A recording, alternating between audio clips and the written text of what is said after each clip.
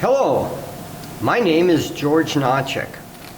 I am a mathematician and electrical engineer licensed as a professional engineer in the state of Colorado. I began my career as a member of technical staff at Hewlett-Packard Labs in Loveland, Colorado Instrument Division, where I worked as an analog electronics design engineer in new product development.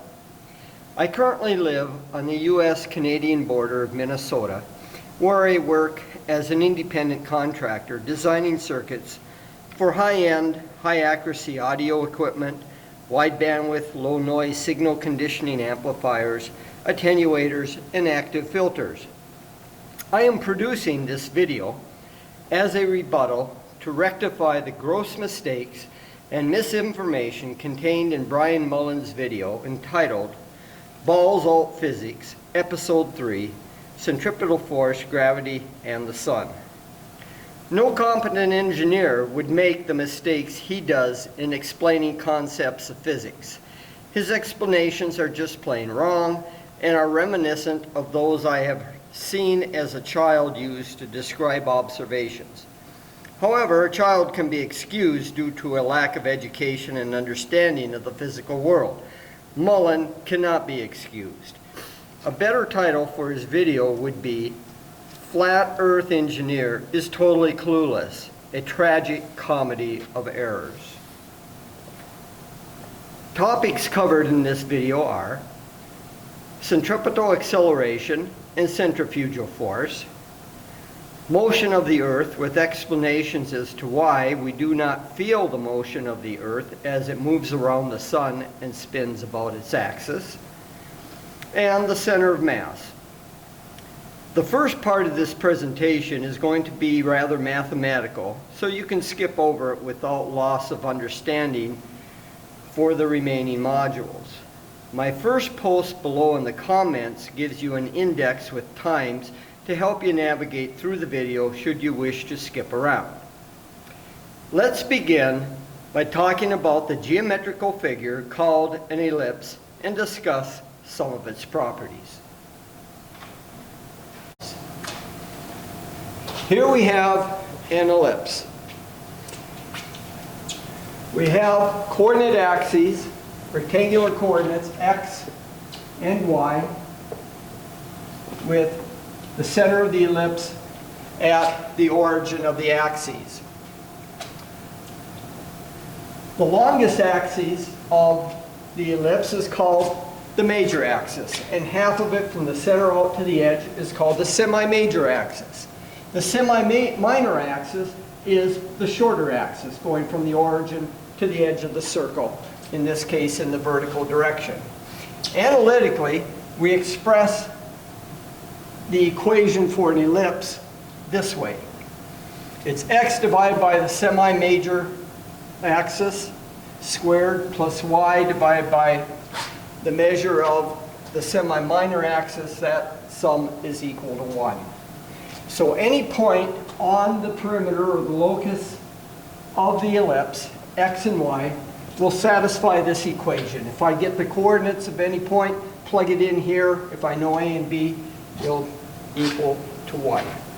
Now notice that if b is equal to a, if these two measures are the same, then we end up with x over a quantity squared plus y over a quantity squared equals 1. That's the equation for a circle. So if we multiply through by a squared, we get x squared plus y squared equals a squared. And a is the radius of the circle. Now, an ellipse can be thought of as a squashed circle.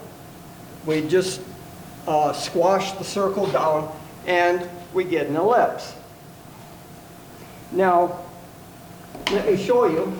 If you look, here we have a circle, the edge of a ball. If you look direct on perpendicular, you see a circle. And as I tilt the ball, the edge of the ball looks like an ellipse, and that's exactly what it is until you get it on edge, and then you see a line, which is called the degenerate ellipse, when you just get a line. So as I tilt the ball, you see ellipses until you get to a perfect circle. Now, the ellipse is symmetric about the x and y axes. If I flip the ellipse about either axis, it looks the same. That's what we mean by symmetry. Now, if you take the ellipse and imagine you spin it along about its major axis. We spin it in this direction, and what we'll get, the surface that it defines, if you take every point on the perimeter and create what we call a surface of revolution, you get something that looks like an American football. And this is called an ellipsoid of revolution.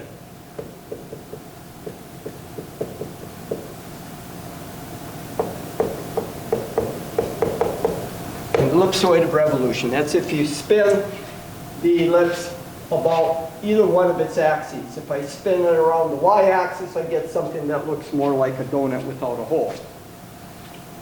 Now, there are two special points associated with an ellipse called its foci, F1 and F2. The foci are located on the major axis.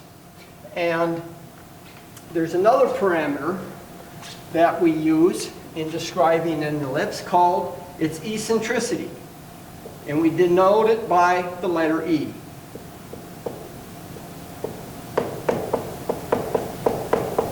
The eccentricity of the ellipse we call E. And E is defined such that the distance from the origin to either foci is EA. That measure from the center to the foci is called EA for both foci, F1 and F2.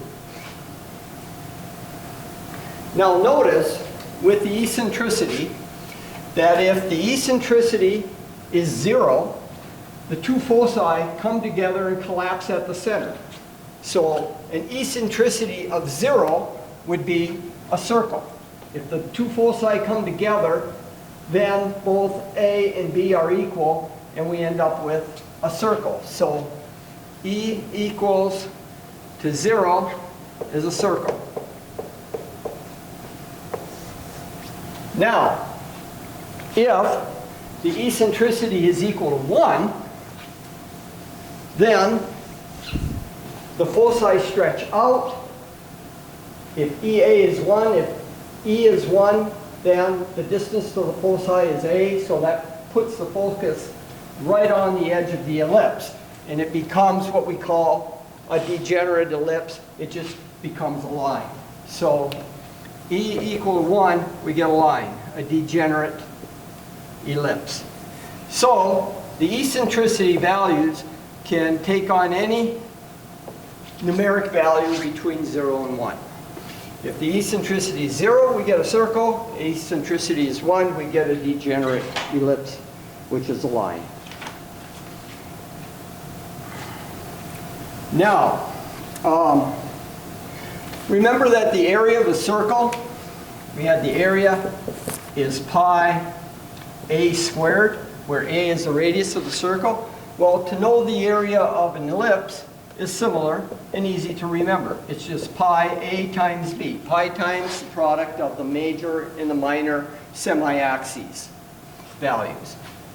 B times a. Now, the perimeter of a circle, we all know, is pi times its diameter, or 2 pi r. So the area of a circle is 2 pi a, where a is the radius. But for the ellipse, there's no such easy formula in general. There's some special cases, but unfortunately there's no nice formula. But exactly, it can be expressed this way: 4a times e of the eccentricity, where e is called an elliptic integral of the second kind. So EA is equal to the integral, for those that know calculus, of 1 minus e squared sine squared theta and you're going to integrate that.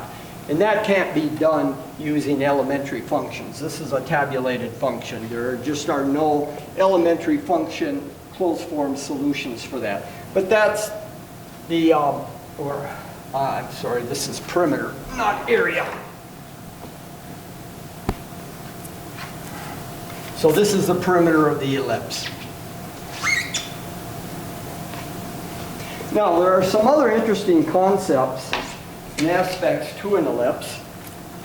If you pick any point, P, on the ellipse, as I show there, then if we look at the distance from each focus to that point,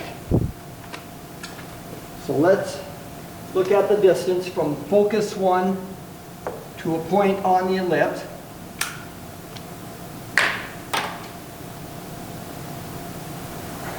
And we'll call this L1, that length. And we'll draw a line from focus 2 to the point, and we'll call that length L2. Well, for an ellipse, the sum of L1 plus L2 is equal to a constant. For all points, it's equal to the same constant, the sum of these two lengths, no matter where I am on the ellipse. We can get what the value of this constant is if we look at two special cases. Let's take the case where the point goes to the edge of the ellipse on the major axis. So if this is the center of the ellipse here, this is A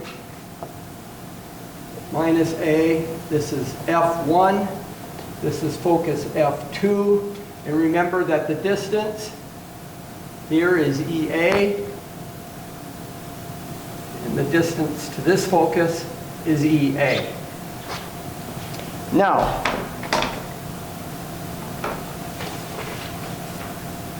let's look at L1 and L2.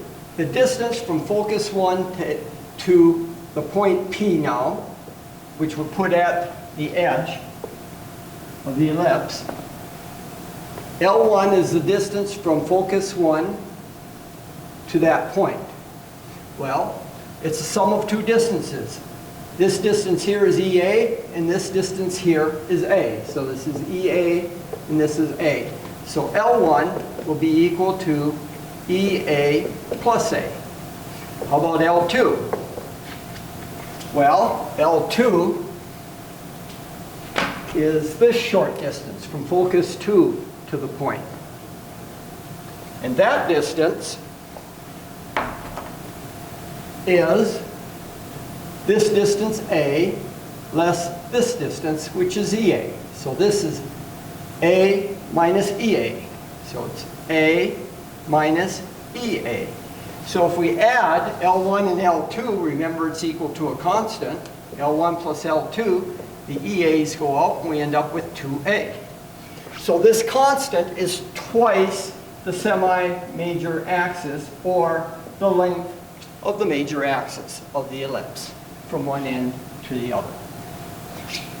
Now we can get another relationship involving A and the eccentricity by looking at another special case.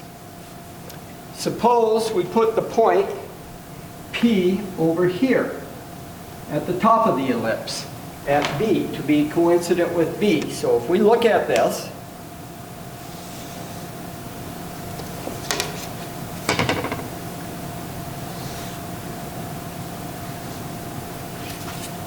now our point P is here at B. B is this length.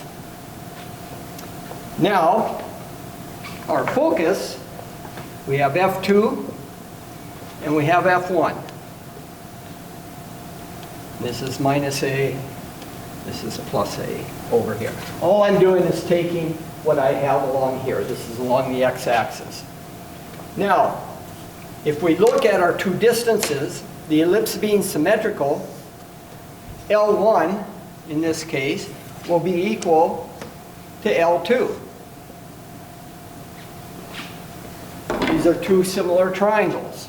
So let's just look at this first triangle. This side length is B. This side length is EA from the center to the focus.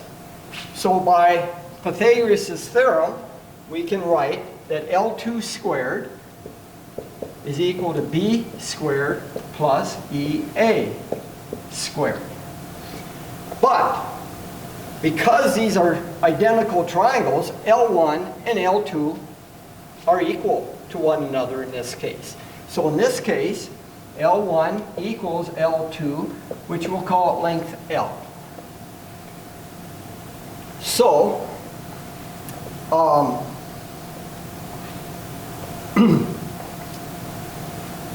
L then, this will be length L. Now, we know from before that L1 plus L2 is equal to 2A. But L1 and L2 are equal, so this will be L plus L equals 2A, or 2L equals 2A, or L is equal to A. So we can put that in this equation. L2 is equal to L, which is A. So we get A squared equals B squared plus EA quantity squared. This relates the lengths of each semi-axis to the eccentricity.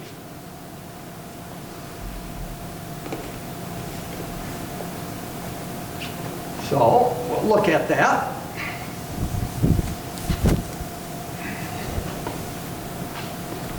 Now, we can play with this equation. We can solve for B squared is going to be equal to A squared minus EA squared, or B squared equals A squared times 1 minus the eccentricity squared. So that's a relationship. If you know the semi-major axis, the eccentricity, you can compute what B is. Let's solve for the eccentricity. The eccentricity in this case will be equal to 1 plus 1, if we divide through by A here, so we get B squared over A squared equals 1 minus E squared. So E squared will be 1 minus the quantity B over A quantity squared. And if we take the square root of both sides, when you take the square root of both sides in an equation, you end up with two roots, a plus and minus root. But we know that the eccentricity has to lie between 0 and 1. So we choose the positive root. The negative eccentricity doesn't mean anything. So this relates the eccentricity to the measure of the major and the minor axes, or the semi-axes. Now, let's look what happens when we keep the measure of L1 and L2 constant. Again, no matter where I am on the ellipse, if I pick a point over here and I measure, this is my new L2, I'll call it L2 prime, and this is L1 prime, the sum of L1 and L2 prime will equal this, L1 plus L2. The length, no matter where I pick my point, this is P1, the sum of the distances from the foci to the point, from each foci to the point, that sum is always constant and equal to 2A. Now, just to give you a feel for eccentricities, this ellipse here, the A value is 15 inches. The EA value to the focus, center to the focus, is 12.5 inches. So if I divide EA by A, I get the eccentricity, which in this case is 0.833. So an ellipse that looks like this has an eccentricity of 0.833. Now we can look at other eccentricities, and I'll show you an easy way to draw an ellipse. is, remember, the key here is that the sum of the distances from each foci to a point on the ellipse is constant. So if I take a piece of string, this will be L1 plus L2, and I drew an ellipse. This is actually an ellipse. I know it looks a lot like a circle. The eccentricity of this particular ellipse is 0.236. The foci was at 9.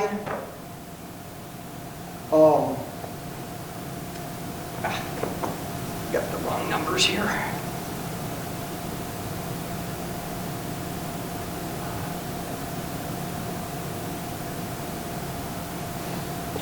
So in this case, this is E3.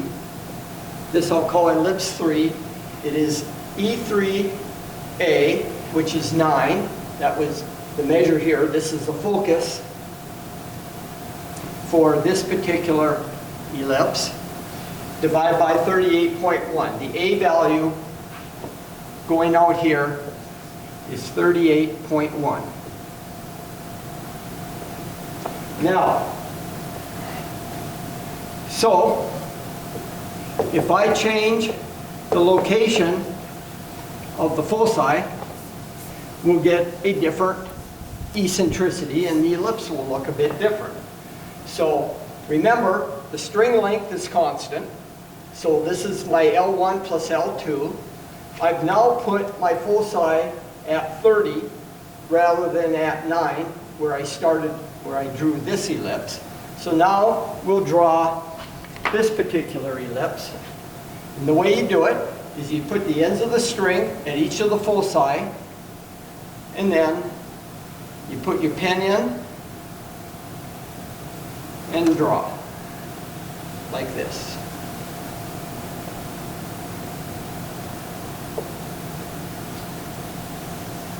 And that's an ellipse, E2.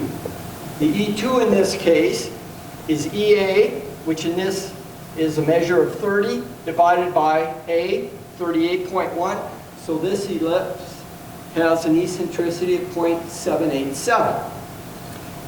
Now if I take my foci and move it out further,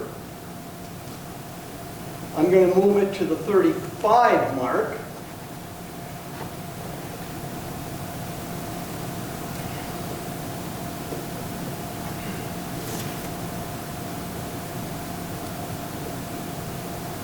Like so.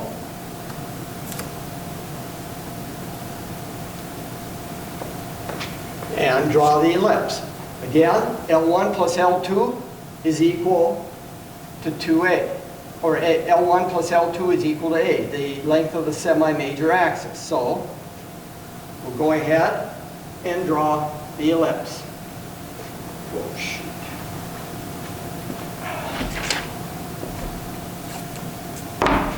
Okay, I'm done here.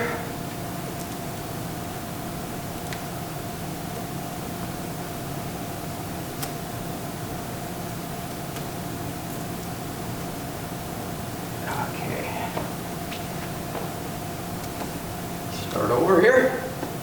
We'll now draw this ellipse.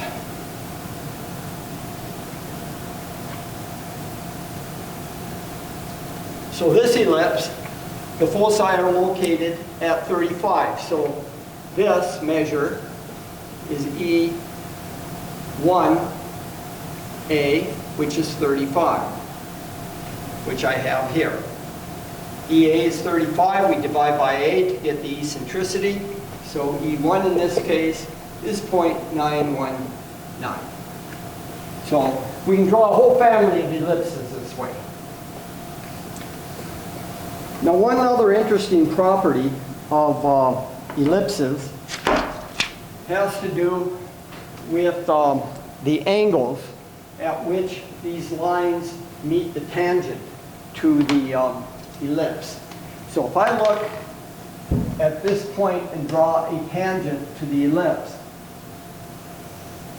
like so, didn't come out too well.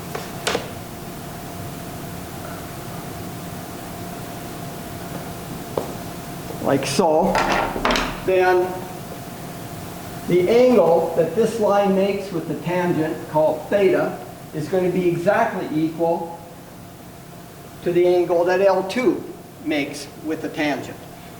And this leads to an interesting design proposition, that if you make a room that's elliptical in nature, then if you generate a sound, stand at one of the focuses, and speak, the sound will come up to the edge incident at angle theta, and then reflect at the same angle and come down to the other focus. So every sound that emanates will follow this pattern. So for example, if a sound wave is going this way, it's going to reflect off at the same angle and go to the other focus. There are rooms called whispering galleries that have been designed around this process. You can find one at the Statuary Hall in the U.S. Capitol, and another at the Museum of Science and Industry in Chicago.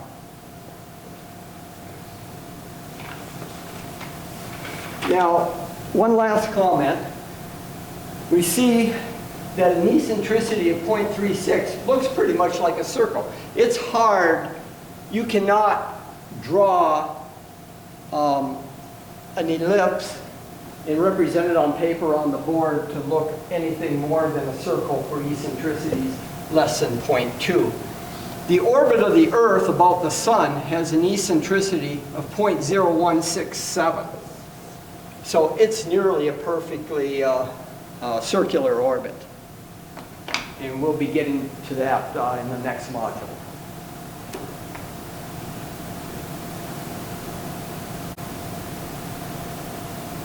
The motion of the planets against the backdrop of the stars has been a curiosity and puzzle to man since the dawn of history. In the 1600s, Johannes Kepler worked out the empirical laws that govern these motions. A contemporary of Kepler was Tycho Brahe, who himself was the last of the great astronomers to make observations and measurements without the aid of a telescope. Brahe compiled the extensive data from which Kepler derived 3 laws of planetary motion that now bear his name. 30 years after Kepler's death, Newton arrived on the scene, and with the calculus that he had developed, he showed that Kepler's laws were a consequence of his gravitational force law when applied to planetary orbital motion. Newton established a mathematical proof of Kepler's laws. Kepler's 3 laws of planetary motion are the law of orbits. All planets move in elliptical orbits with the sun at one focus. The law of areas. A line that connects a planet to the sun sweeps out equal areas in equal times. Qualitatively, this law tells us that a planet moves most slowly when it is furthest from the sun and most rapidly when it is nearest to the sun. This law is totally equivalent to the law of conservation of angular momentum. Then there is the law of periods. The square of the period of any planet in its orbit around the sun is proportional to the q of the semi-major axis of the planet's orbit. It is this 3rd law that we will focus our attention on in this video. Let's begin by talking about Newton's gravitational force law. Here we have a statement of Newton's gravitational force law.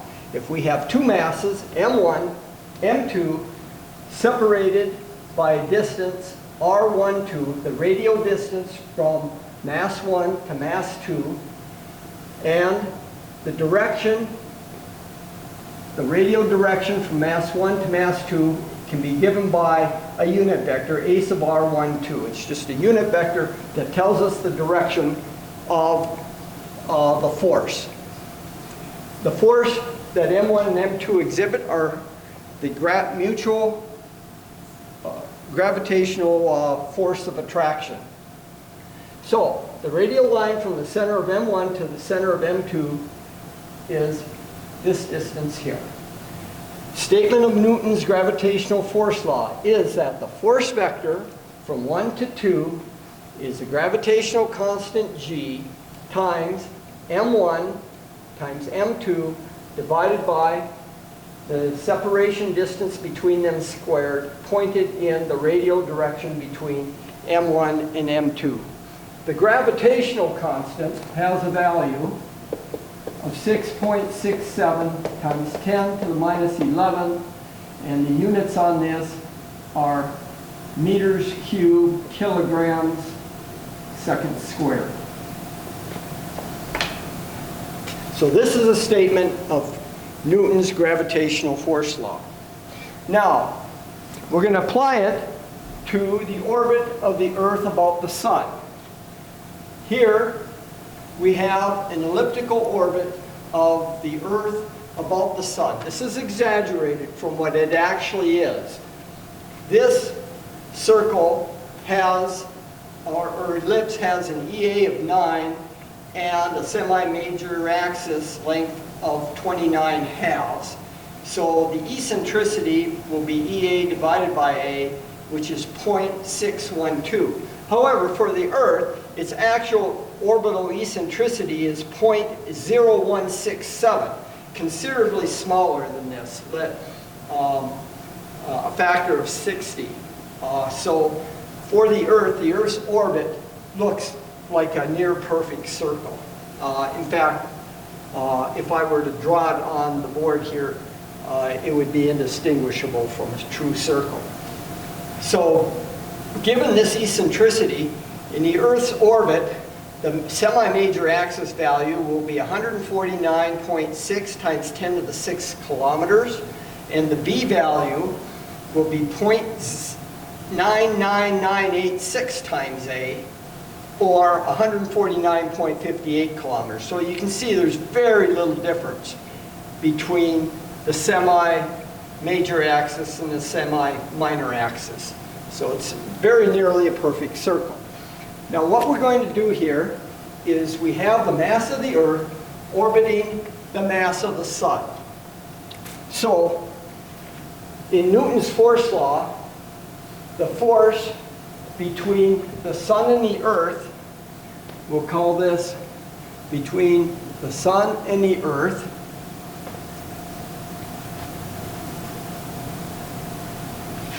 is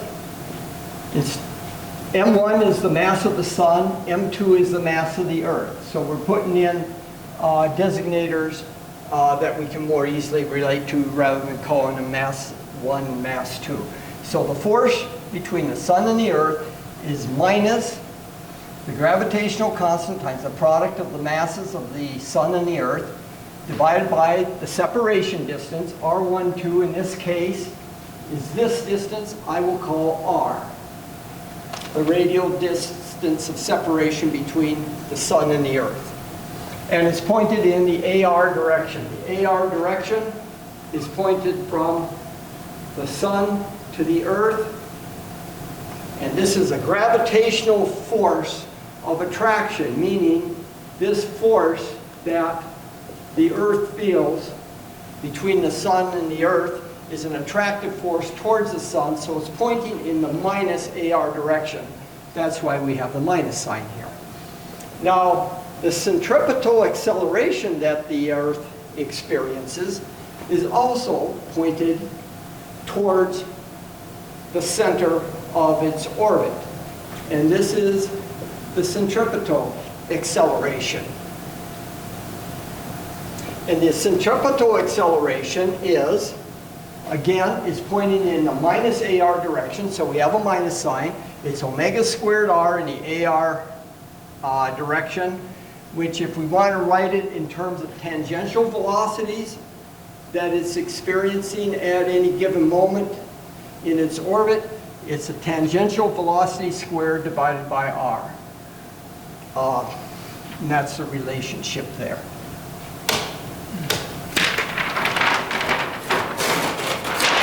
Now, we can see that the tangential velocity that the Earth experiences is nothing more than the total length around its orbit divided by the period of its orbit.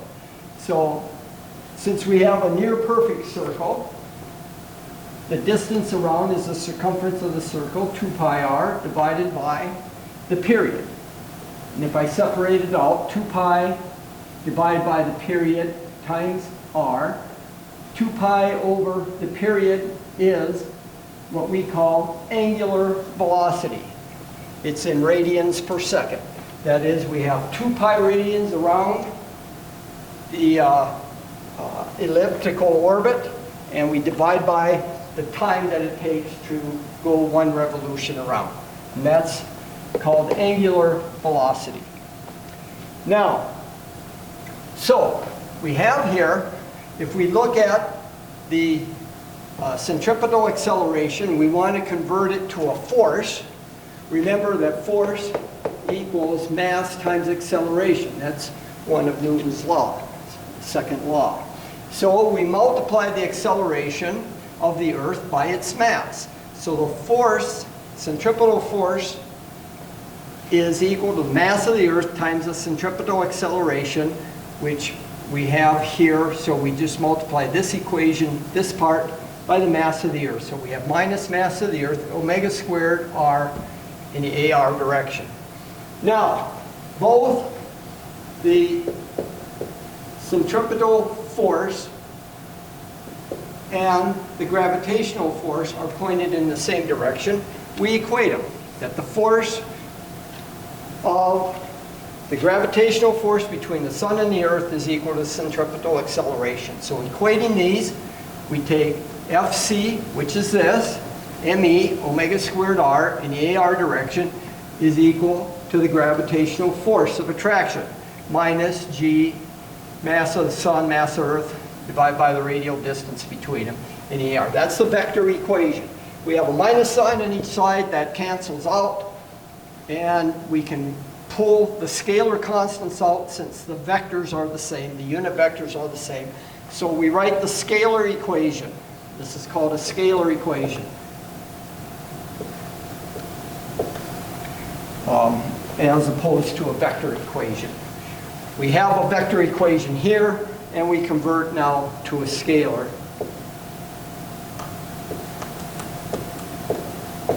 equation by equating the coefficients. So we have mass of the Earth, omega squared r, is equal to the gravitational constant, products of the mass divided by the radial distance squared.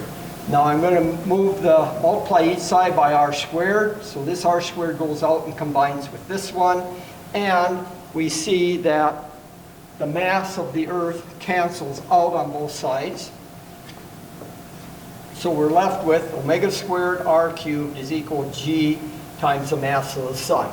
But we know that the angular velocity of the Earth is 2 pi divided by the period. So we're going to put that in for omega squared. So we go up to here, and omega squared is 2 pi over the period squared times r cubed equals g times the mass of the sun. Squaring this out, we get 4 pi squared, bringing this side down, r cubed, and then I'm bringing the period squared off to the right-hand side. This is Kepler's third law. It states that the square of the period of the orbit is proportional to the orbit's semi-major axis cubed.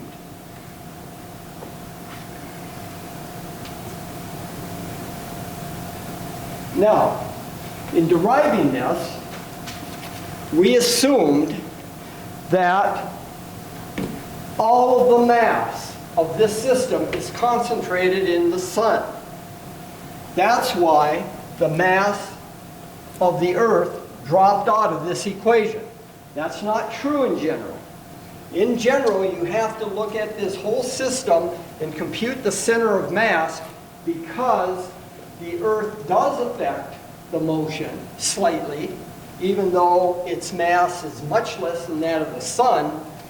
In actuality, what happens is, if this is the sun and this is the Earth, The Earth actually pulls the sun as it moves, kind of like this. So the sun is actually wobbling a little bit about the center of mass as the Earth pulls it. What this derivation is assumed is that the sun is rock solid, doesn't move as the Earth goes around. But in actuality, the Earth does pull it slightly. So we have to consider the center of mass of the whole system to get a more general equation that governs the planetary motion. But to a first order, this is perfectly good. This gives us Kepler's law. As long as the mass of the sun, we're assuming that the mass of the sun is much, much greater than the mass of the Earth. And for the most part, that's true. So this equation holds to a high degree of accuracy to the first order.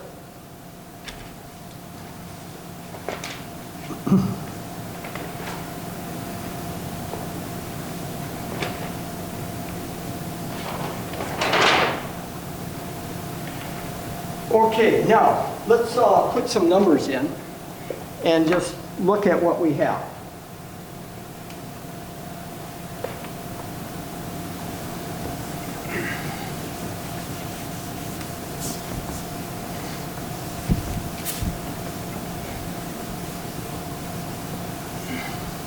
We're going to look at Kepler's third law here.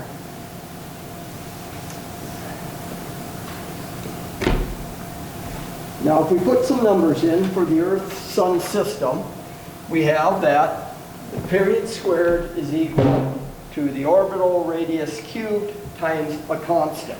Well, G is 6.6738 times 10 to the minus 11th.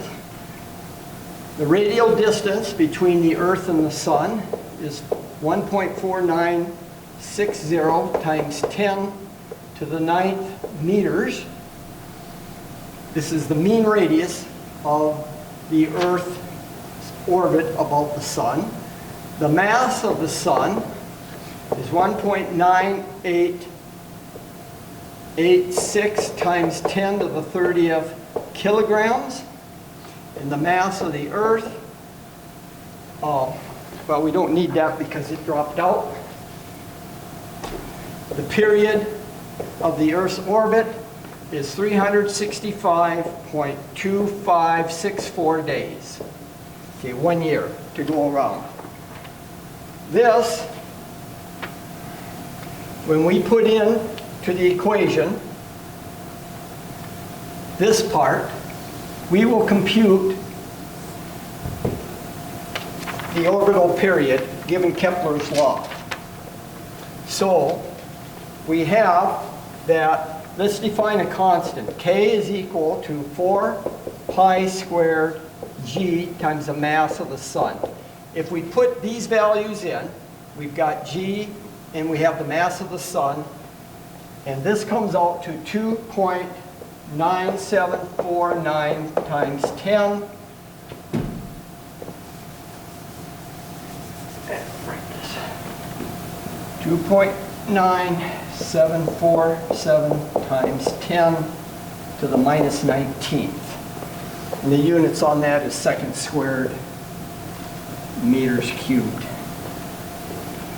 Now, this constant is this part. So I could write this as kr cubed equals kp squared.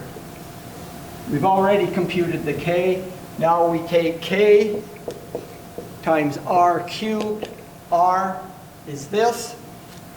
And if we put it in, we get 2.9747 times 10 to the minus 19th times r cubed, which is 149.60 times 10 to the 9th meters, and we cube that.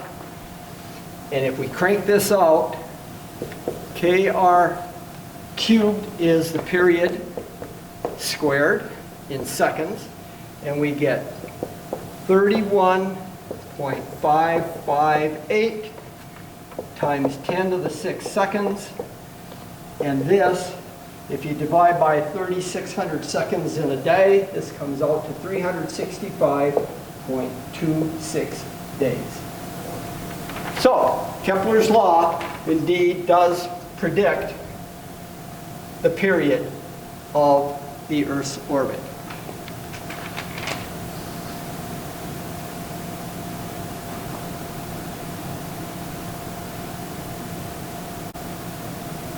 Now we're going to look at the general case, where we consider the center of mass of the Earth-Sun system, rather than assuming that all the mass of the system resides at the Sun. M2 orbits about M1, and M1 is pulled slightly about as M2 moves, and they both move about a center of mass. So this is what we have. We have the Earth orbiting the Sun, but as it does so, as the Earth moves, it pulls the Sun slightly as it moves around. So the Sun is also orbiting a little bit about the center of mass. It's not pulled much, but it's pulled enough to make a difference. So this is how we take into account the center of mass. I'll give the equations and I'll derive them at the end of the module, so we don't spend a lot of time deriving the center of mass equations. So here's the system. We have mass 1, which would be the Sun, and mass 2, which would be the Earth. Now we have the center of mass always lies along the line that joins two masses. So I've taken this radial line and moved it down here. We have M2, we have M1, we have our center of mass. The vector that describes the radial distance from the center of mass to the central mass M1, which would be the Sun, is R1, pointing from the center of mass to mass 1, or the center, or which would be the Sun. Then the vector that goes from the center of mass to mass 2 is R2. So we have two vectors going from the center of mass. R1 pointing to mass 1 and R2 pointing to mass 2. And the radial distance between mass 1 and mass 2 we'll just call R. That's the radial vector from mass 1 to mass 2. Looking at the equations, or the diagram here, we can get some equations. The AR vector points, the radial vector, unit vector, points from mass 1 to mass 2. That's the designation that we'll use. So R1 then is in the minus AR direction. It's pointed this way, AR is that way, so we have minus R1 times the unit vector. For R2, from the center of mass to mass 2, it's pointing in the same direction as AR, so it'll be positive. R2 is, vector R2 is R2 in the AR direction. And R, our radial line that joins M1 to M2, also points in the radial direction and has magnitude R in the AR direction. Now, the center of mass equations, which I'll derive later, is this. It relates R2 to R. That R2 is mass 1 divided by the sum of the masses times R. And if we multiply each side by the unit vector, AR, we get the vector equation relating the vector R2. That shouldn't be a vector. This is R2. This is vector R2, which is R2, its magnitude in the AR direction, and is equal to that quantity. Okay. Now, let's write the vector R from M1 to M2. That's the vector R, 2 to 1, 1 to 2, which is R2 minus R1, which is equal to R. So our vector R is just the vector r21. So r is r2 minus r1. So r2, vector r2 is r2 in the AR direction, and we subtract off the vector r1. Well, r1 is a minus 1 in the AR direction, so we get a minus minus, so the vectors add. And you can see that. This vector r is just going to be this magnitude, r2, plus this magnitude, r1, in the AR direction. That's all that says. Okay, now, this equation takes into consideration that the center of mass of a two-mass system is not centered at M1. It's at some other location called the center of mass of the system. Now, we can extract a scalar equation from this equation here. We'll just equate the coefficients. That is, R2 is equal to this portion here. We can ignore the unit vector. So we get R2 is equal to M1 over M1 plus M2 times R. The magnitude of R is equal to the magnitude of R2 when it's got this factor in there. So this factor times this magnitude is equal to that magnitude. That's the center of mass equation. Now, I'll just take a sidelight here to show you how you add and subtract vectors. Say we have a vector from 1 to 2. If we have, this is 2 and this is 1, the vector, and then we have some origin here, a reference point that we use to compute the vectors. Okay. This would be vector R1. This would be the vector R2 from some reference point. Now, if I want to compute the vector from 1 to 2, that's this vector A, let's call it, then A is equal to R2 minus R1. And the way that works is that when you subtract two vectors, R2 minus R1, you go from the head of the vector you're subtracting to the head of the vector that you're trying to get to. Okay. Another way of looking at this is that this is R2 plus a negative R1. So if this is R1, a negative R1 points this way, and if I add that to R2, when you add vectors, you add head to tail, so this is minus R1, so the resulting vector is we go R2 minus an R1 from the origin. See, we've got R2, and then we add a minus R1, and that gives us this vector, which is parallel to the one that we had. So that's how you do vector addition and subtraction. Now, let's start like we did before, where we didn't have a center of mass. In the previous module, we assumed all the mass of the Sun-Earth system was concentrated in the Sun.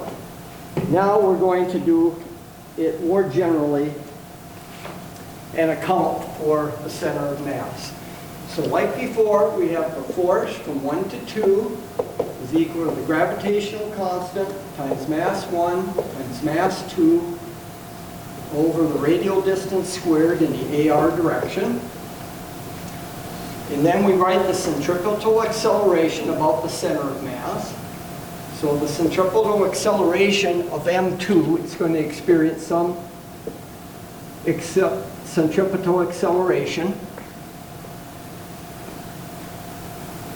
So that is going to be minus omega 2 squared r2 in the AR direction. So omega 2 is the angular velocity of mass 2, like we had before. And this is the force from 1 to 2 is in the negative AR direction because force 1, 2 is attractive force towards M1, and it's in the opposite direction of the AR vector. So we have a minus sign there.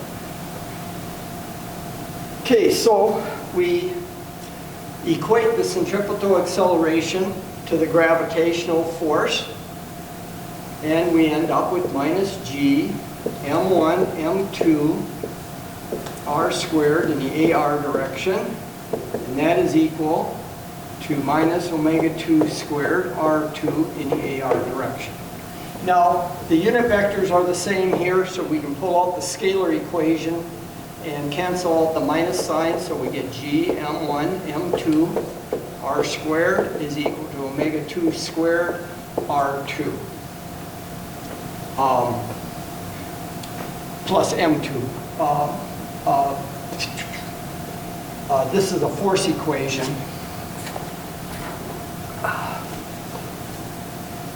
This is acceleration, so to get force, the centripetal force, this is mass times the centripetal acceleration. So we got to put mass 2 in here in the AR direction.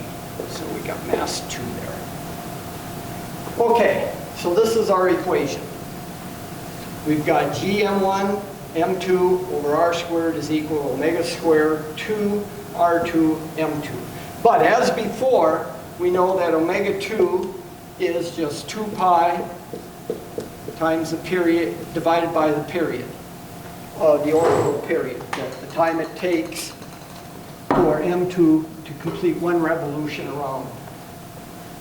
So putting that in, we get g m1 m2 over r squared is equal to 2 pi over the period quantity squared r2 m2.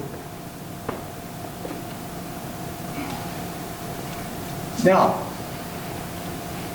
we want to put in,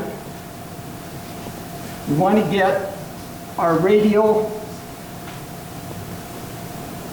magnitudes the same. On this side we have r. And this side we have r2. Now we need to use our center of mass equation here to relate r2 to r. We're going to substitute in for r2 in terms of the total radial distance between the two masses.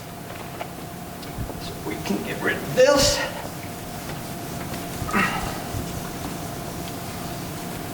So putting in for r2, we have g m1 m2 over r squared is equal to 4 pi squared, I'm expanding this out, over tp squared m2 times r2. But r2 now is m1 over m1 plus m2 times r.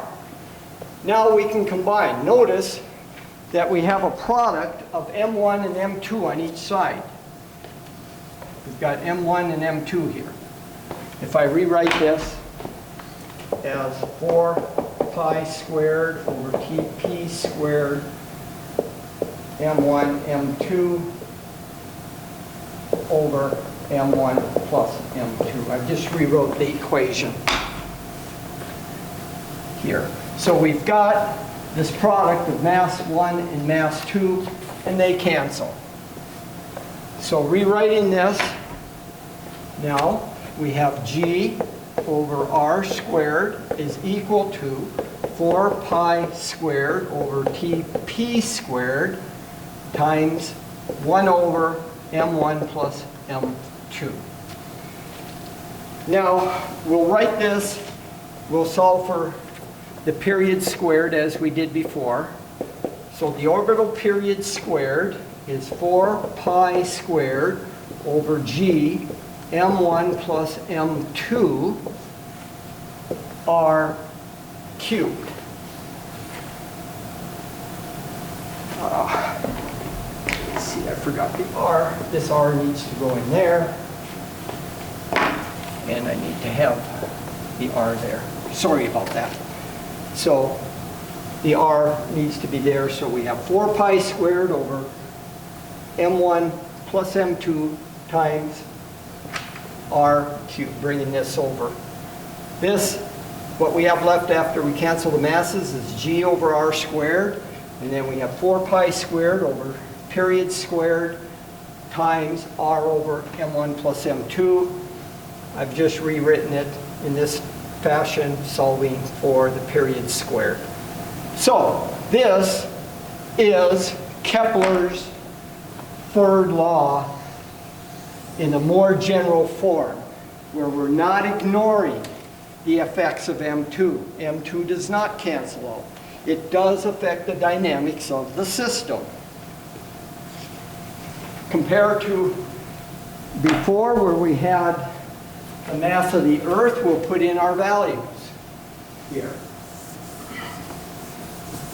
We'll rewrite the equation so we can compare it to what we had before.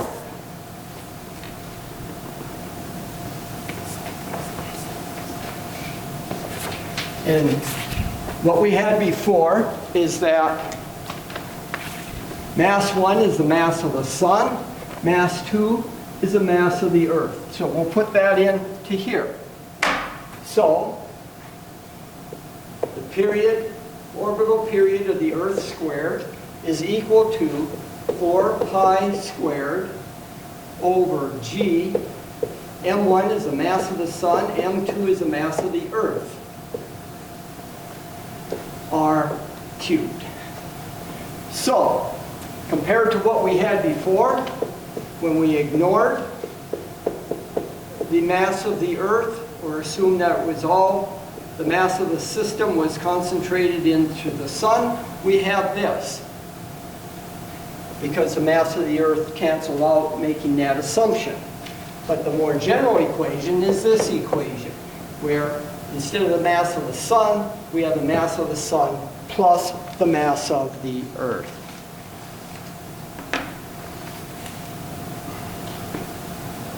Now, I want to make a few comments here regarding some of the presentations on YouTube that Mullen did regarding this in his episode 3. His presentation is cumbersome at best. Several times he stops and ponders in puzzlement over how the mass of the Earth cancels out in his equations. I do not believe, really, that Mullen realizes that his equations are based on the assumption that the center mass of the Sun-Earth system is centered in the Sun, which it is not. This was the assumption he made unwittingly. He found that the mass of the Earth to drop out of the equations because of this assumption, not anything else. After several pauses and puzzlements over the cancellations of the Earth's mass, it led him to make ridiculous statements. He says, these are his words, "Sun only controls what is going on. If the mass goes away, the force goes away. How can this be? Does not make any sense. The Sun wins. I do not understand how the smaller mass cannot matter." This is Mullen's words. "Just because the mathematics works doesn't mean it's logical.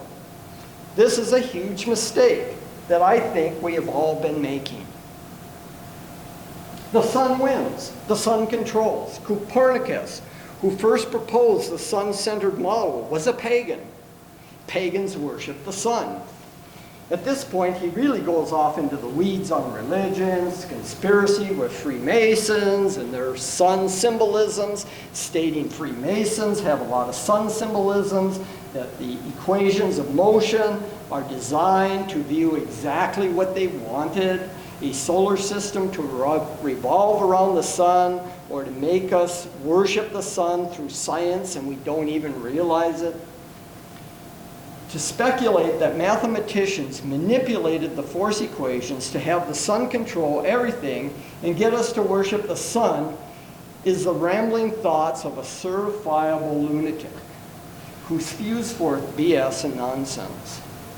Mullen is a clueless shill who has gone bonkers and could possibly be in need of some psychological help. Mankind cannot control the forces of nature through mathematics. Nature does not conform to fit our equations. Our equations conform to fit the world around us to describe nature. Mathematics is a tool invented by man to help him understand the world around him. A mathematical model attempts to take observations and the data from those observations and distill them down into a compact set of equations that fit and describe the data. And most importantly, in any model, a good model can make predictions subject to boundary conditions and new data inputted into the equations. And that's the whole crux of mathematical modeling, is you try to fit the observed data and come up with a model that, with appropriate side conditions and values put into the equations, they give you values that you observe. That's the whole idea in modeling, and to go off into the weeds that somehow we can control nature by describing it the way we want to mathematically is just nonsense. So in the next modules, I'm going to go ahead and use this model to look at the data and show you how well this heliocentric model works in fitting in the data that we have observed over the millennium of the various planets, the Earth, Moon system, and you'll be amazed at how well it fits.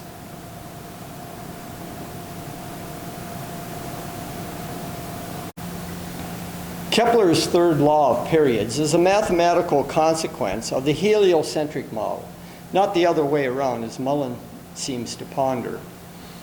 Using current data from wiki pages, a table shown here was created to examine the third law of periods that Kepler empirically derived and Newton later established on solid mathematical ground.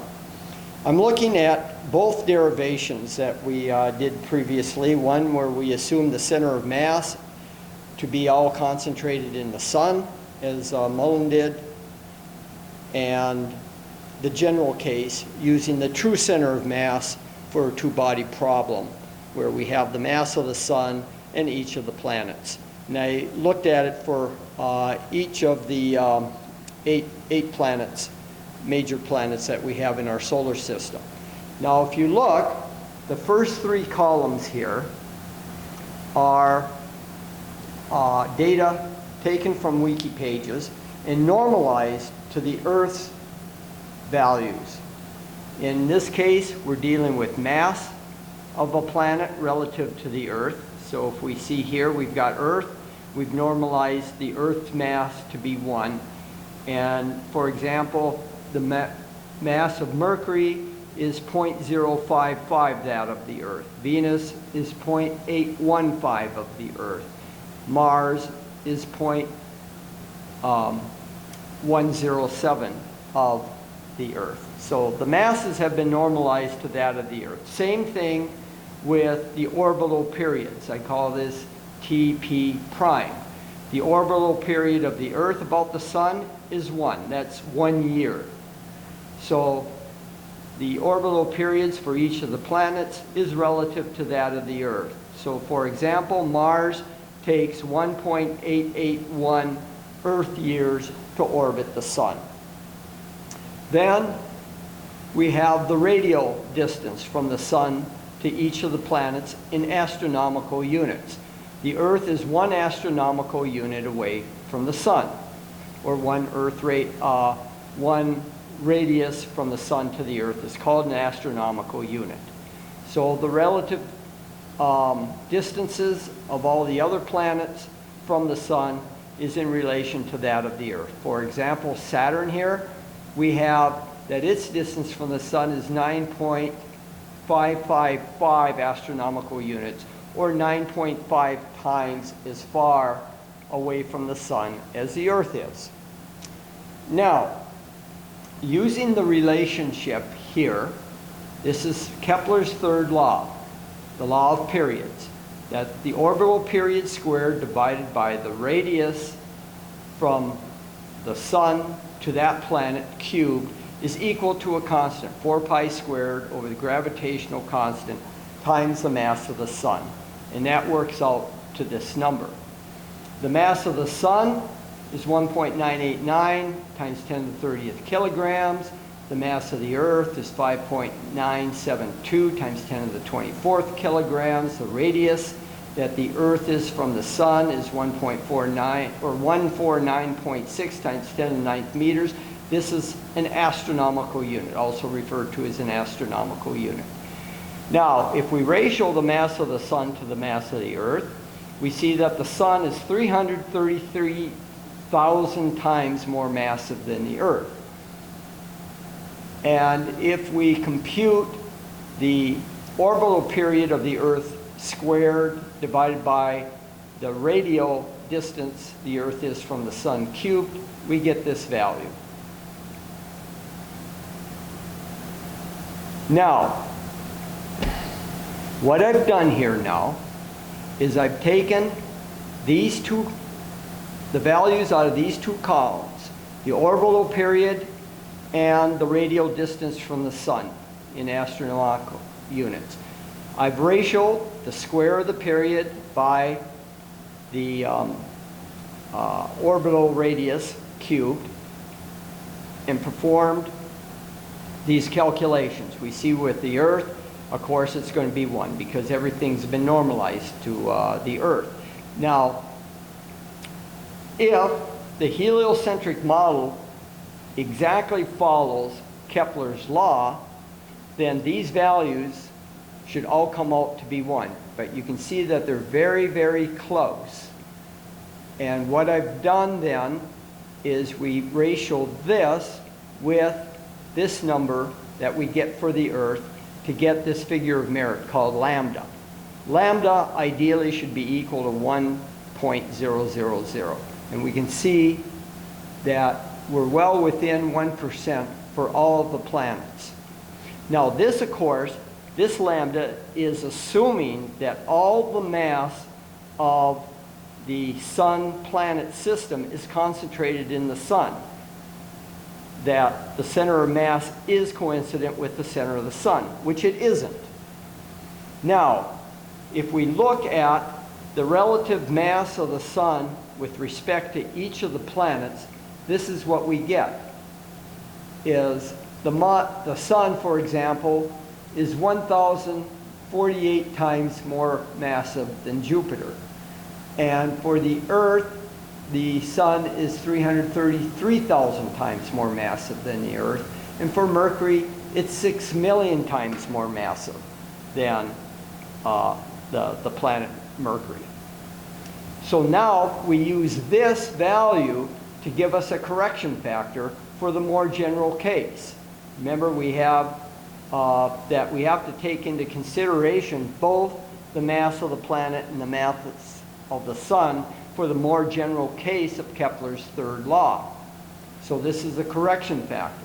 Now we multiply our original figure of merit, which was assuming that all the mass of the system is concentrated in the sun, and we multiply by this correction factor to give us a new figure of merit, which is corrected for the mass of the planet.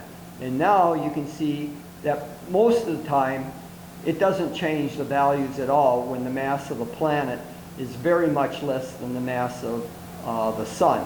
But we do get a little bit of correction for Jupiter and Saturn. In the first case we had 0.9982, and now the corrected value is 0.9992. Now in all cases, once you take into consideration the mass of the planet as well as the mass of the sun, all the values for Kepler's third law comes in well within 0.6% error. And for the inner planets, Mercury, Venus, Earth, Mars, the value is better than 0.1%.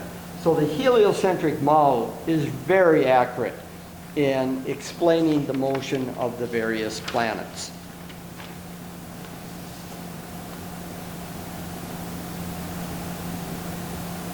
Now, let's examine the Earth-Moon system using Kepler's third law. We have the Moon orbiting the Earth. It takes about 27 days for the Moon to orbit the Earth. It's actually 27.322 days, or 2.36 times 10 to the 6 seconds. We have the mass of the Moon is equal to 7.3 times 10 to the 22nd kilograms. The mean radius of the Moon from the Earth is 384,000 kilometers. The mass of the Earth is 5.972 times 10 to the 24th kilograms. Now, this is the equation, the general equation that we derive for Kepler's third law.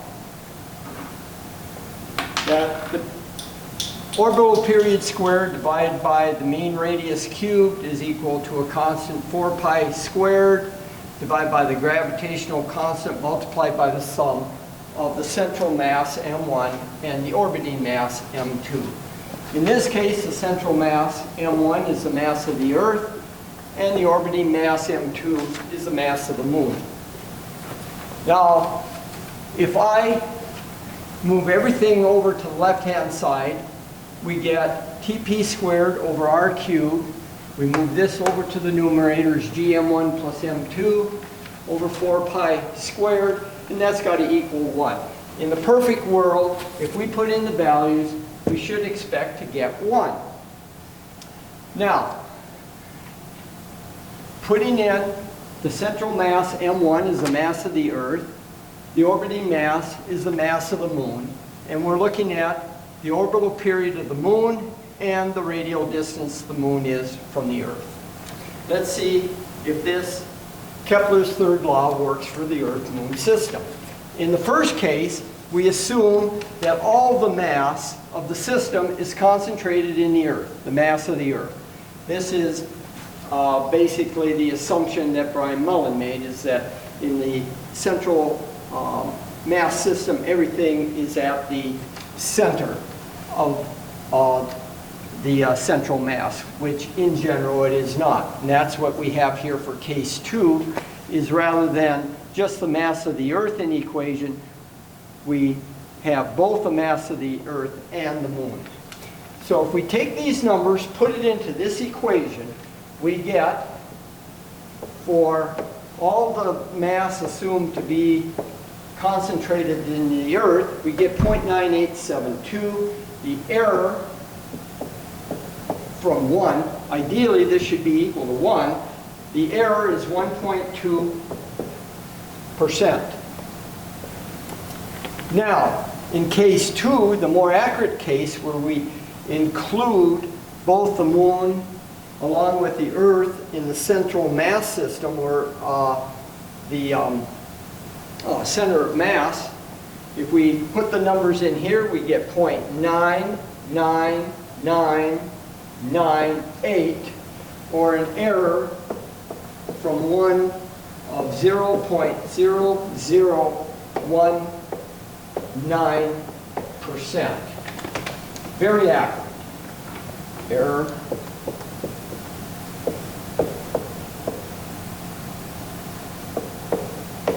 So, we can see that the general equation gives us very accurate values when we don't make the assumptions about the center of mass. In this case, what it's showing us is that the Moon is pulling on the Earth. The Earth is wobbling a little bit, just like the Earth was pulling on the Sun. So if this is the Earth, this is the Moon, what is happening is the moon is moving, it's pulling the earth a little bit and causing it to wobble about its path as it also goes around the sun. Now, when the center of mass starts becoming an appreciable portion, or the orbiting mass becomes an appreciable portion of the central mass, the center mass that the orbiting mass is revolving around, you have to use the general equation. The more general equation that we computed the center of mass for. Now, if we look at the equation, that the orbital period squared divided by the orbital radius cubed is going to be equal to 4 pi squared over gravitational constant times the sum of the two masses, the central mass m1 and the orbital mass m2. Now, as the ratio of the masses, the orbital mass to the central mass, approaches 0, then this equation becomes the more simplified equation that we had in our first derivation. Why do we not feel the Earth moving around the sun or the spin on its axis? Consider for the moment the view of the Earth from space. It's spinning about its axis. We're looking down from the North Pole, and it spins in a counterclockwise direction with an angular velocity of omega. So if we look down from the North Pole, we're looking here, straight down to the center, towards the Earth, and what we see on the perimeter is the equator. As we're looking down, this perimeter is the equator, and it is a distance far out from the pole. This is the radius of the Earth at the equator. That distance is 3,960 miles. I like to use this number because it's easy to remember. It is 4,000 minus 40. It's an easy number to remember. And this is, in metric, 6,373 kilometers is what the radius of the Earth is at the equator. Now, the Earth is spinning with an angular velocity of omega.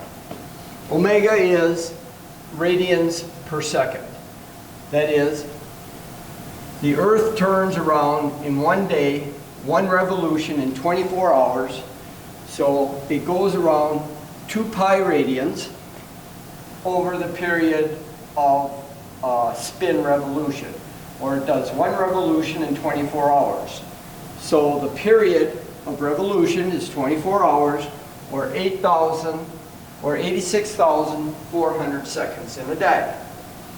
The angular velocity then is 2 pi divided by 86,400 seconds in radians per second, or 727 times 10 to the minus 7th radians per second. Now, at the equator, as before, when you have a mass called m0 sitting on the surface, it experiences a centripetal acceleration directed towards the center of revolution. So at the equator, we can write that the centripetal acceleration is minus omega squared r in the AR direction. As before, our AR direction is taken from the center on outward in a radial direction. So the centripetal acceleration is a vector opposite to that unit vector. Our unit vector, AR, goes from the center on out. So the centripetal acceleration is opposite that. That's why we have the minus sign there. Now, the scalar constant for centripetal acceleration is just omega squared r. That's this portion here. That's the magnitude of the centripetal acceleration. Let's put some numbers in. The magnitude of centripetal acceleration is omega squared, which is 727 times 10 to the minus 7th, that quantity squared. That's this value here for the angular velocity. And then we have the radius of the Earth, which is 6373 million meters. I'm putting it in meters. 6373 kilometers, we multiply 1,000 to get meters. This value comes out to 0.0337 meters per second squared. That's the centripetal acceleration that any mass, any object sitting on the surface of the equator will feel. Now let's look at the gravitational acceleration at the Earth's surface. So the gravitational acceleration experiences, we feel a weight. The force, remember, is mass times acceleration. Well, on the surface of the Earth, the acceleration is what we call g, a g-force. And mass times gravity, in this case it's our m0 here, is the force we feel. And that force we feel is nothing more than our weight. We generally designate it as weight rather than talking about force. So putting in, using Newton's gravitational force equation, the weight is equal to m0 times the mass of the Earth times the gravitational constant g divided by r squared. That's Newton's force equation. Now, if I divide through by m0, we get g. Weight divided by m0 is just the gravitational acceleration. So W divided by m0 is the mass of the Earth times the gravitational constant divided by the radius of the Earth squared. Let's put in numbers. Mass of the Earth is 5.97 times 10 to the 24th kilograms. Gravitational constant is 6.67 times 10 to the minus 11th. The units on this is meters cubed, kilogram, seconds. And then we divide by the radius of the Earth squared, which is 6373 times 10 to the third meters squared. And if we crank this out, we get 9.807 meters per second squared. This is what's referred to as 1g. And if you multiply the 1g by the mass of the object, you get its weight. So the weight is mass times g. And then this gives you what's called 1g force, one force at the surface of the Earth. If you multiply one gravitational constant, accelerated constant by the mass of the object, you get its weight. And that's for the force that the body feels. So that's 1g. Now, let's compare the centripetal acceleration to the gravitational acceleration. And look at their relative magnitudes to see which is stronger. And if so, by how much. So if we compare the centripetal acceleration to the gravitational acceleration, I'm going to ratio them this way. We have 9.807 meters per second squared for the gravitational acceleration, and we have 0.0337 meters per second squared for the centripetal acceleration. Perform that division, you get 291. So the gravitational effects are 291 times stronger than the centrifugal force that arises from the centripetal acceleration. This is why you don't feel the Earth spinning. The gravity has so much stronger effect on the body than the centrifugal forces.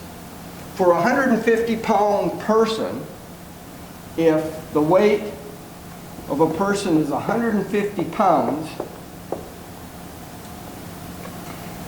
this is the gravitational. This is from the gravitational weight. Remember, m0g. And the centrifugal force that you will feel is 291 times less than this. 150 pounds divided by 291 gives us 0.52 pounds, or 8.25 ounces of force. That's the centrifugal force that you feel on your body for a 150-pound person sitting on the surface of the Earth at the equator. This is equivalent to 19 US half dollars. 19 US half dollars weighs 237.5 grams. This is 234 grams. So this is the additional weight that the body feels due to the spinning Earth. You're not going to notice it. The Earth isn't going to fling you off into space or the oceans off into space because gravity has so much stronger hold on these masses. It's 291 times stronger than the centripetal accelerated forces or the centrifugal forces that you feel. So that's why you're not going to get flung off the Earth, because it's spinning. Another way to look at this situation is, let's look at a child's merry-go-round in a playground. And let's say we're standing on the edge of a merry-go-round. These are typically about 10 feet in diameter. How fast does that merry-go-round have to spin so that you, standing or sitting on the edge, experiences the same acceleration, centripetal acceleration, as you do on the surface of the Earth? Let's figure that one out. So we're going to simulate the Earth's centripetal acceleration on the body with a merry-go-round. We basically want to find out how fast does that merry-go-round have to turn to give us, so we experience the same forces. Okay. So we have a merry-go-round, such as this, and it's rotating with an angular velocity of omega. Now, the distance out, the radial distance is typically 5 feet on a merry-go-round, which is 3.048 meters. Now this mass, again, has a tangential velocity, which is omega r. This is our r. And it's spinning around. So what is the rate of revolution that this merry-go-round has to turn so that we feel the same effects as standing on the surface of the Earth? Now remember from before, what we had is a centripetal acceleration on the Earth was omega squared r, which worked out to 0.0337 meters per second squared. This is a centripetal acceleration at the equator. Now, the radius of, I'm sorry, this is the diameter. That's not the right value. It's half this. 3.048 meters is for the diameter of 10 feet. The actual radius is 1.524 meters. So the radius on the merry-go-round is 1.52 meter. This is the radius of the merry-go-round. So the angular velocity of the merry-go-round squared will be equal to the centripetal acceleration. Remember,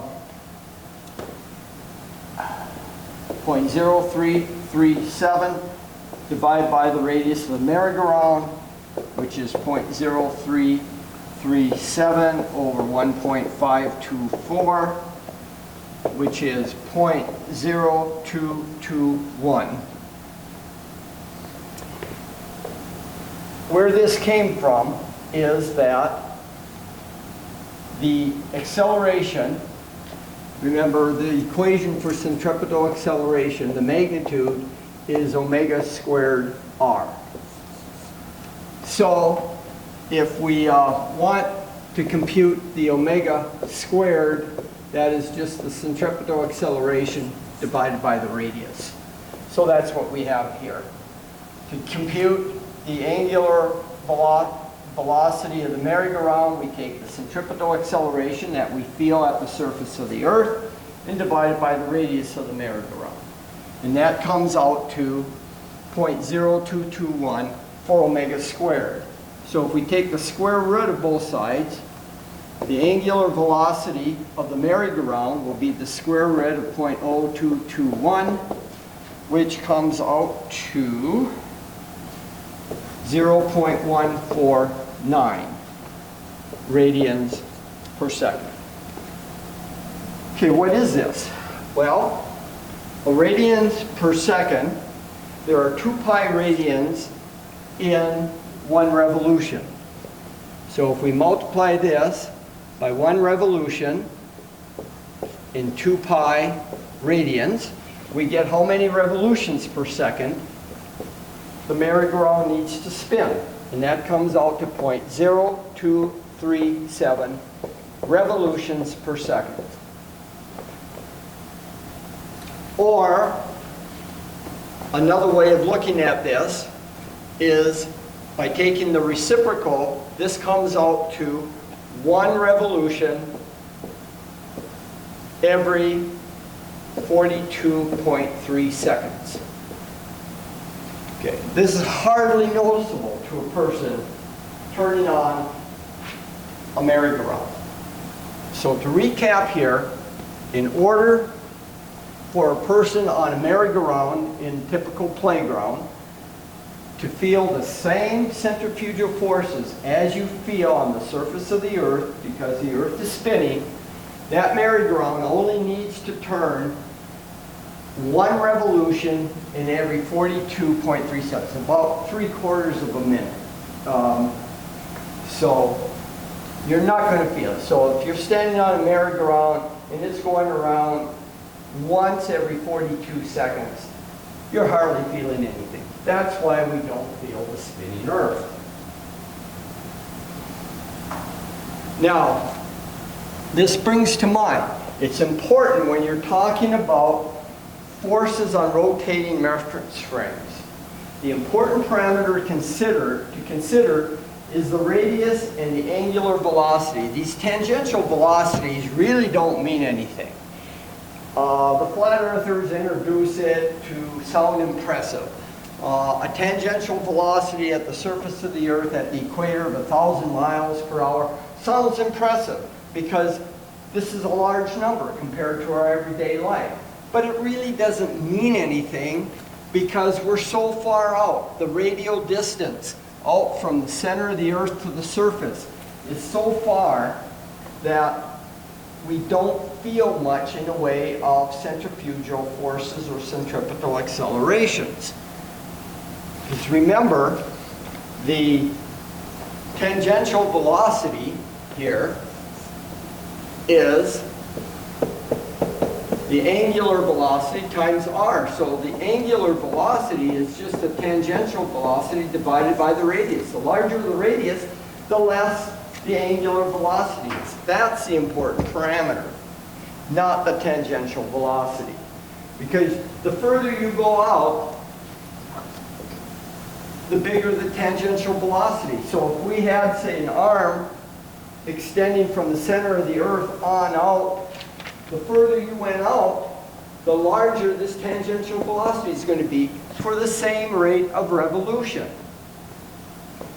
So in principle, you go out far enough, you can attain tangential velocities on the order of the speed of light. It can be any value you want, just depending upon how far out from the center you wish to go. So tangential velocity is not the right way to look at it. Now, let's look at the force that we feel due to the Earth orbiting the Sun. What kind of acceleration do we feel in that case? And let's compare that to the gravitational acceleration. So in this case, what we're looking at is the Earth orbiting the Sun. So what we have is we've got the Sun, the mass of the Sun here, and the Earth is orbiting about. So we've got the mass of the Earth, and it goes again in a counterclockwise direction around the Sun, looking direct down into the Sun. Now, and then there will be a tangential velocity associated with that. Well, in this case, the radius, r from the Sun to the Earth, is 149.60 times 10 to the 6 kilometers, or 149.6 million kilometers. That's the distance between the Sun and the Earth. Okay. The rotational period for the Earth to go around once around the Sun is 365.25 days. 365 and 1/4 days. This in seconds is 31.56 times 10 to the 6 seconds. So there's 31 million, roughly 31 million seconds in a year. So our angular velocity, omega then, is 2 pi divided by the orbital period. And this works out to 199.1 times 10 to the minus 9 radians per second. A very slow rotation work. The rotational velocity, angular velocity, is very slow because it takes a year to go around and make one complete revolution around the Sun.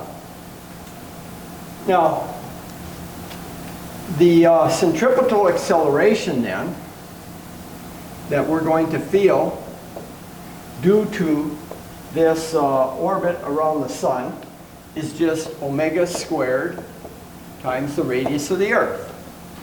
Well, we have omega 1.99 times 0.1 times 10 to the minus 9. We square that and we multiply by the radius from the Sun to the Earth, which is 149.6 times 10 to the 6 kilometers, but we need to put this in meters, so we multiply by 1,000 to get 10 to the 9th.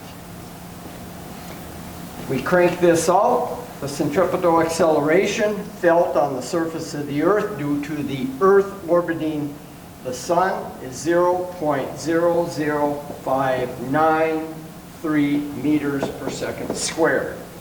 Compare this to the Earth's gravitational acceleration. Again, we'll ratio them. G, due to the acceleration of the centripetal acceleration, say, orbiting the Sun. This is 9.807, as we had before. That's G, and we divide by 0.009 or 593. This comes out to 1,654. Now in this case, the centripetal acceleration that we feel on the surface of the Earth due to the Earth orbiting the Sun is only 1,654th that of the gravitational acceleration. The gravitational acceleration is by far stronger than the centrifugal forces we feel due to the Earth orbiting the Sun. Now, the tangential velocity in this case is a very large number. Let's look at it. Remember that the tangential velocity is angular velocity times the radius, or the radius from the Sun to the Earth.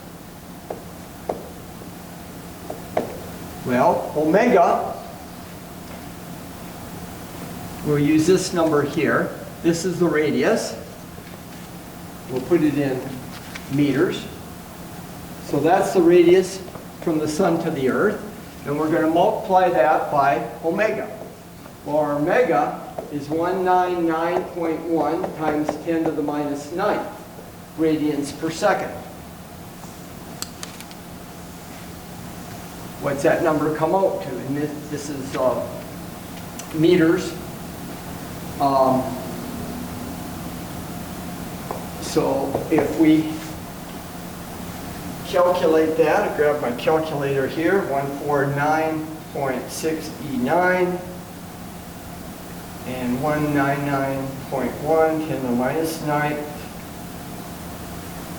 This comes out to 29,785, and this will be meters per second. Well, what's this in miles per second? Well, let's convert it to kilometers. This is 29.78 kilometers per second. We divide by 1,000. 29,000 meters per second is 29.78 kilometers per second. And the kilometer is roughly 5/8 of a mile. So if I multiply that by 5/8, I get 18.6 miles per second. That's how fast the Earth is traveling, orbiting around the Sun.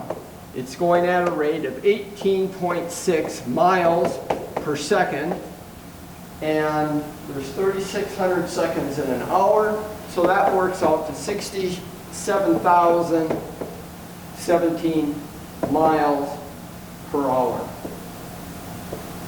Very fast. The Earth is orbiting the Sun at 67,000 miles per hour, but yet the force that we feel due to that motion is weaker than the force of gravity by a factor of 1,654. You're not going to feel it. This is basically, works out to, for that same 150-pound person,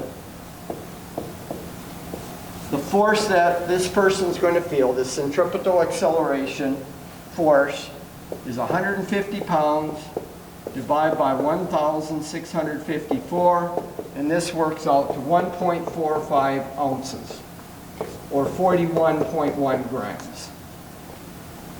This is basically equal to about 5 of these coins. You're just not going to feel the force. Even though that the Earth is moving considerably faster around the Sun than the spinning Earth, because of the large radius, we just don't feel the movement.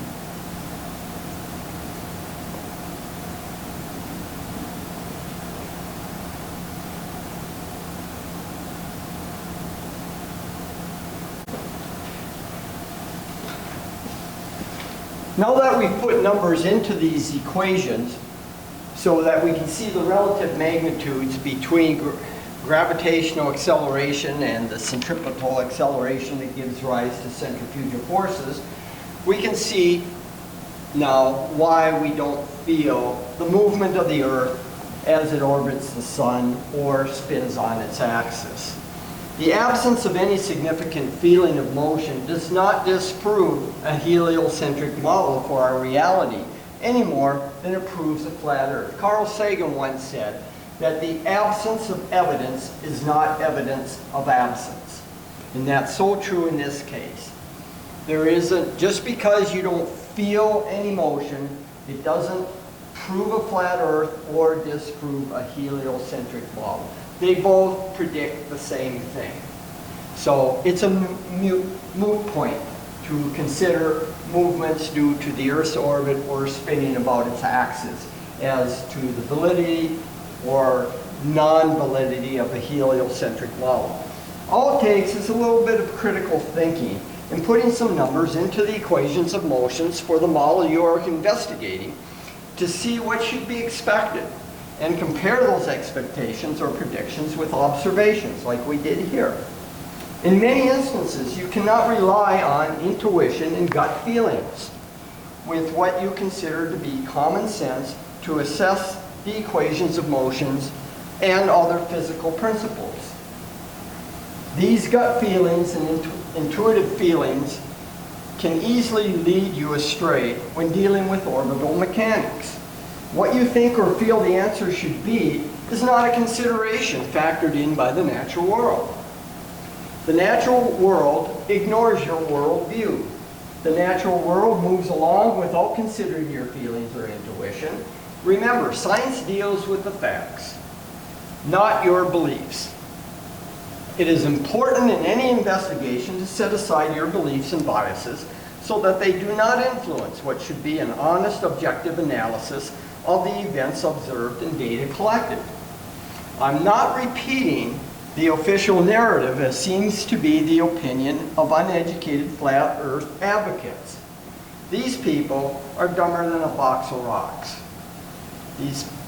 They do not understand the scientific method.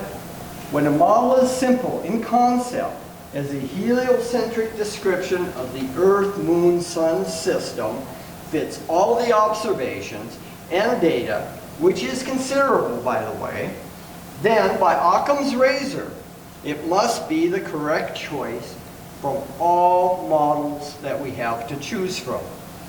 This heliocentric model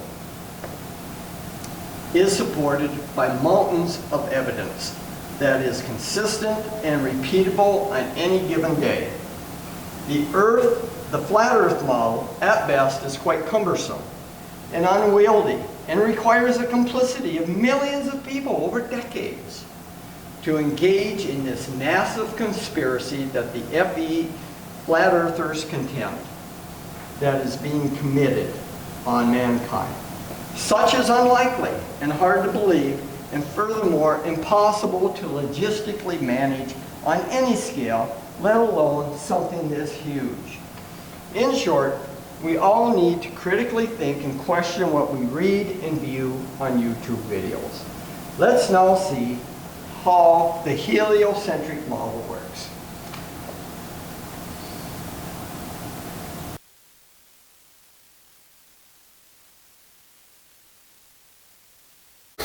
I will now discuss how to derive the center of mass equation. What we have here is representative of a general mass, distributed mass system. We have a mass M1 and a mass M2. And what we do is we pick an arbitrary reference point somewhere in space or on the plane. Now, we can have many more masses than just two masses as I have here. We can have any number of masses scattered throughout space and find the center of mass for that system. The principle remains the same. The vector equations that I'm going to be using here, you can use for general 3-space or 2-space for any number of masses. Now what we do is, from the reference, we establish vectors to each of the masses and to the center of mass. So from the reference to mass 1, we have an R1 prime. From the reference to mass 2, we have an R2 prime. And from the reference to the center of mass, we have cap bar. And then from the center of mass to mass 1, we have the unprimed R1, and from the center of mass to mass 2, we have the unprimed R2. And then we have a vector that goes radially from mass 1 to mass 2, which we will call R, without a prime or a subscript. Now, what we can do is write three equations relating the vectors. The unsubscripted R is this vector here, and this is equal to R2 minus R1. Remember, when we're subtracting vectors, we go from the last named vector tail to, or head to the head of the first named vector. So R2 minus R1 is a vector that goes from R1 up to the point of R2. And we can also relate that through the prime vectors. R is also equal to R2 prime minus R1 prime. So that's the vector going from the head of R1 prime to the head of R2 prime. Equation 2 is R2 prime. This vector is equal to R plus R2, the unprimed R2. And I can solve for cap R in this equation. Cap R is nothing more than R2 prime minus R2. And in equation 3, we can get R1 primed is cap R plus the unprimed R1. Now, in this case, we're going to be computing what's called moments of mass. And moments of mass are a mass times a radial arm. There are also other moments, like moments of force, where you cross a force vector with a radial vector. But in this case, we have a moment of mass, which we don't need to do a cross product because mass is a scalar quantity. So it's just a scalar quantity times a vector. And here, this is the general equation where we're going to sum all the moments of the mass system over I, the number of masses. In this case, I just is equal to 1 and 2, mass 1 and mass 2. But you can imagine you have n masses, and you sum over n, the total number of masses. You take each mass times its moment arm from the center of mass. So in this case, mass 1 is R1 primed minus R, which is a vector R1.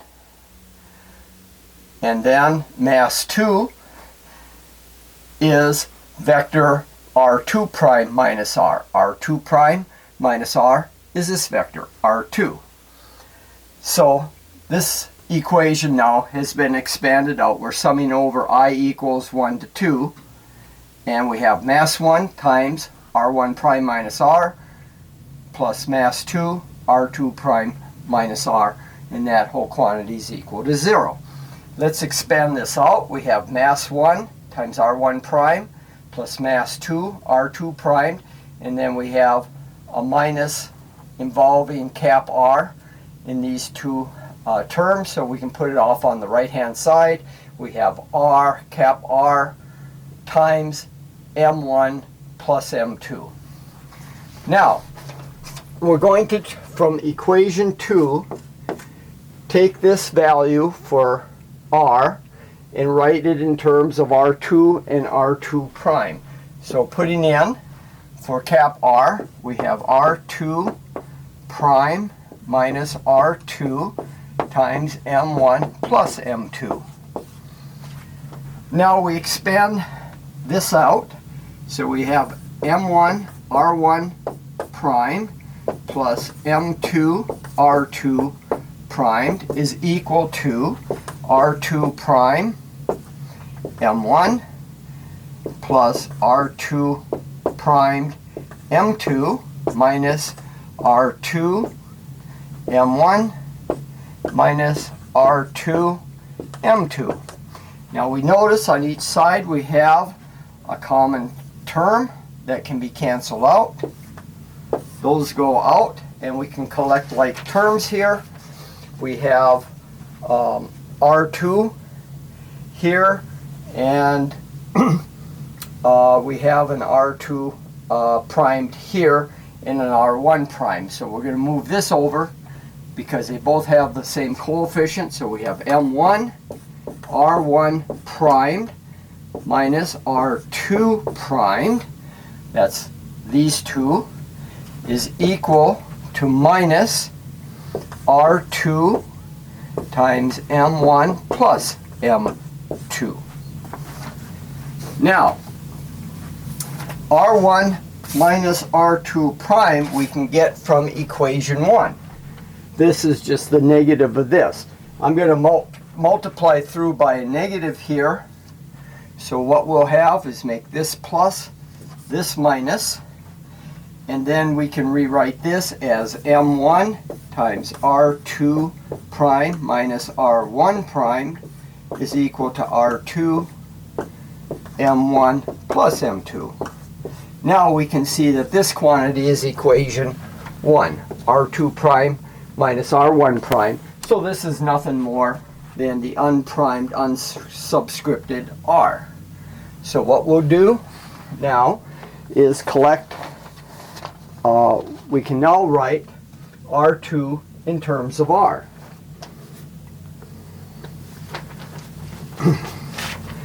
I'll get rid of this here.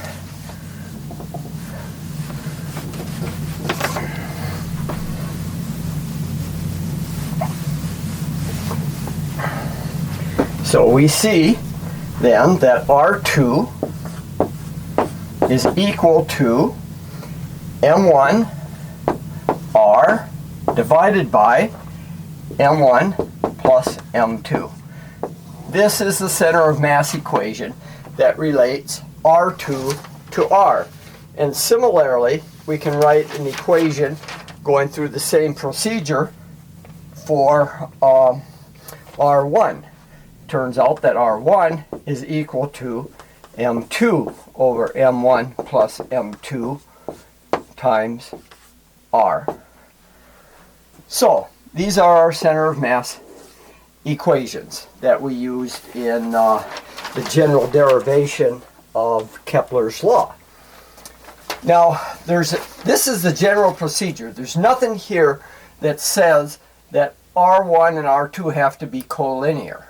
These are all general vectors, and in general, when you have a multiple mass system, the center of mass will not necessarily lie on a line that's collinear with any of the masses. It could be somewhere off center, depending upon how the moments add up. But in this case, in a two-mass system, there's no other place for the center of mass to lie but on the line that's collinear between the two. And I can show you another way to get this very easily, assuming that the masses, or the center of mass, is collinear with the line that connects the two masses. And this will probably help conceptually how to understand moments of mass.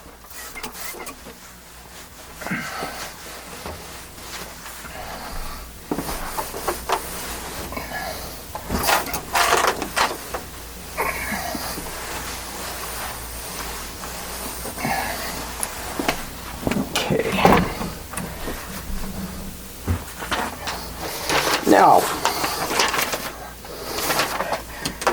think of a two-mass system as being this way. Moments of mass can be thought of as a balance. So we have a cantilever here, where we have a fulcrum, we have mass M1 pushing down here, we have mass M2 pushing down here, and the distance from the fulcrum to mass 2 is R2.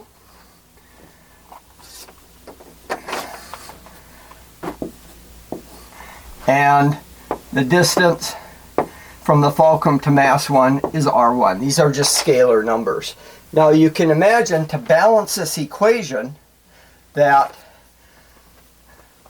the moment arms have to be equal. That is, M1 R1 is got to be equal to M2 R2 for this balance not to tip, for it to remain level. Now, remember that the distance between M1 and M2 we just call R, subscripted R. So R1 plus R2 is equal to R. Now we want to put R2 in terms of R, the unsubscripted R, and so what we do is we solve for R1 and put it into this equation. R1 is equal to R minus R2. So putting in here for R1 we have M1 times R minus R2 is equal to mass 2 times R2. So we have M1R minus M1R2 equals M2R2. We can collect like terms. So we have mass 1 plus mass 2 times R2. So solving for R2,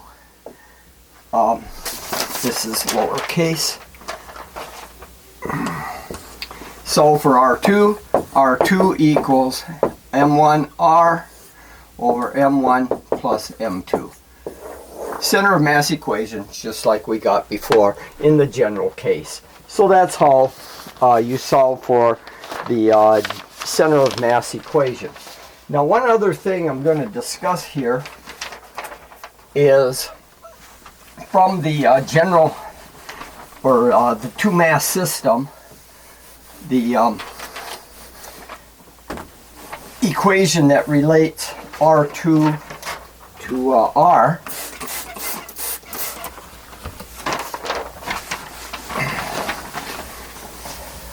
Remember in the Earth-Sun system and in the Earth-Moon system, the central mass dominated in the mass system. For example, in the Sun-Earth system, the mass of the Sun, the central mass, was much more massive than the mass of the Earth.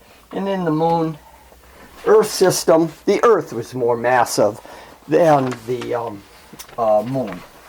So when the central mass dominates, is much larger than the orbiting mass, we can make some approximations. Remember that we had R2 is equal to M1 over M1 plus M2 times R. Now, let's rewrite this. M1 is the central mass. Remember in our orbiting, M2 orbits M1, and M1 is much more massive than M2, so let's divide through by mass 1. So we get R2 is equal to 1 over 1 plus M2 over M1, and that's times R. Now, M1 is much, much greater than M2, so that quantity tends to 0. That is, M1 is much, much greater than M2. So this number in the denominator is much larger than the numerator, so this tends to 0 as M1 dominates. So in that case, this tends to go to 0, and R2 is just equal to R in the limiting case. Now there's a mathematical approximation we can make, is that 1 over 1 plus x, when x is small, is approximately equal to 1 minus x. You can get rid of it in the denominator. So this is approximately equal to R times 1 minus M2 over M1, when M2 is much less than M1. Now what this tells us is that as M1 dominates, the center of mass moves towards M1. That is, R2, which is this vector, approaches the length of R. R2 approaches r when m2 over m1 approaches 0. That is, r2 will approach r, which means the center of mass is moving towards m1. Now, what this also tells us, if we go back to Kepler's equation, the third law of Kepler, we had that the orbital period squared was equal to 4 pi squared over the gravitational constant times m1 plus m2 times the orbital radius cubed. Now, in general, we had to consider both m1 and m2. And again, remember, in most cases, the central mass, the m1, dominates, is much, much larger than m2. So what we can do here, in a similar manner as to what we just did with our approximation, we can pull m1 out of the equation as follows.